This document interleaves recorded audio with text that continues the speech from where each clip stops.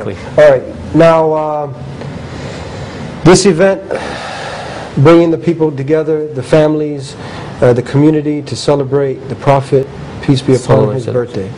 Is this part of Islam?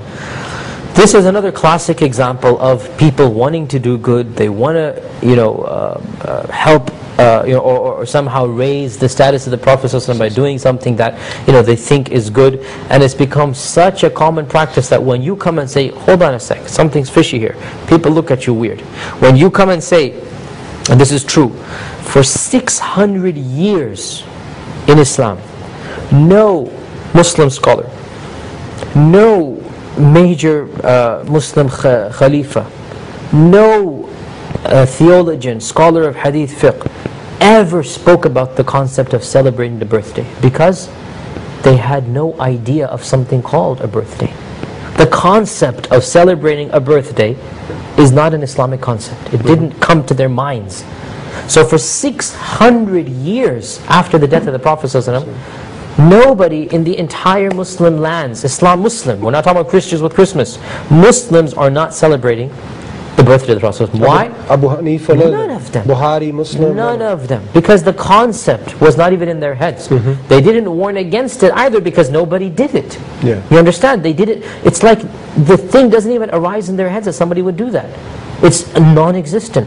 Then, in the year around 620 something or so, one of the mystical groups, the Sufi groups, one of them in the fringes of the Muslim Ummah, they decided to do this deed. And some scholars say that this act, the thought of it came from celebrating Christmas. That when the Christians show respect to Jesus Christ, then these guys thought that they could do better and show respect to the Prophet by celebrating his birthday. Okay? And so it was started at the fringe of the Ummah, in the areas of Khurasan, far, far away. And then it caught and spread like wildfire in the next 200 years. It took 2 centuries. And in the beginning, most of the scholars were opposed to it. And we have many scholars who actually wrote fatwa against it. Some of them said, oh, this is a really strange thing. It's a bid'ah, it's an innovation, but there's also some good that the Muslims come together and they mention the Prophet, they send salat and salam upon him. And of the people who said this is a very famous scholar, Ibn Hajar. Ibn Hajar al-Asqalani, the famous Ibn Hajar. He said, this is a bid'ah. The Prophet never did it. But there's good in it as well, because people come together and they mention Allah and the Prophet and they just talk about the seerah, etc., etc. So, others opposed and they said, no, there can't be any such thing as a good bid'ah. This whole concept of good bid'ah doesn't occur to them. So in our times it's become a huge controversy. And those who affirm it become passionate, those who deny become passionate, each group accuses the other of this and that. I just have a simple question. Can you outdo the companions in your love for the Prophet ﷺ? Can you do better than Abu Bakr and Umar? No way. Well then, why don't you just stick with their way? I'm not even getting into, is it haram, bid'ah, shirk, kufr? I'm not saying anything. I'm just asking a simple question. Isn't it safer, that's all I'm asking, isn't it safer to stick with the earliest generations and how they loved the Prophet ﷺ?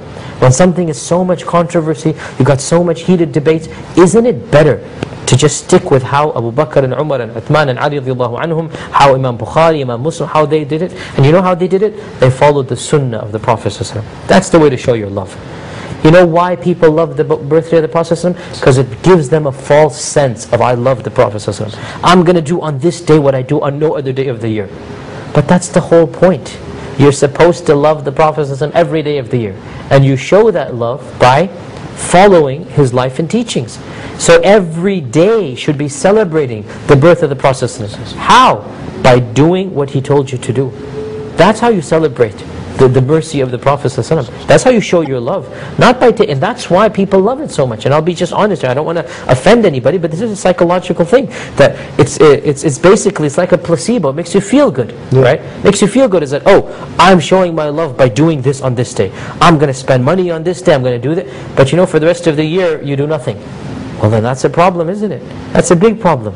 And you understand why people are so emotional about celebrating this one day, because they feel that if I defend this, I'm defending the love of the Prophet ﷺ. No, if you really loved the Prophet ﷺ, your lifestyle would be in accordance with his.